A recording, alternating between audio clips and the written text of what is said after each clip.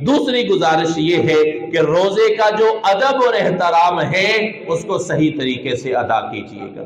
روزے کا ادب اور احترام کیا ہے؟ روزہ صرف اور صرف بھوک اور پیاس کا نام نہیں ہے، بلکہ ایک حدیث مبارکہ ہے۔ اللہ کے پاک پیغمبر حضرت محمد الرسول اللہ صلی اللہ علیہ وسلم نے ارشاد فرمایا کہ کچھ لوگ روزہ رکھتے ہیں لیکن روزے کے اندر ان کو سوائے بھوک اور پیاس کے اور کوئی چیز نصیب نہیں ہوتی، یعنی اس روزے کا جو اجر اور ثواب ہے، اس روزے کی جو نیکیاں ہیں، اس روزے کی وجہ سے اللہ کی طرف سے جو انعامات کا وعدہ ہے وہ کچھ بھی نہیں ملتا، صرف اور صرف صبح سے لے کر شام تک ان کو بھوک اور پیاس برداشت کرنی پڑتی۔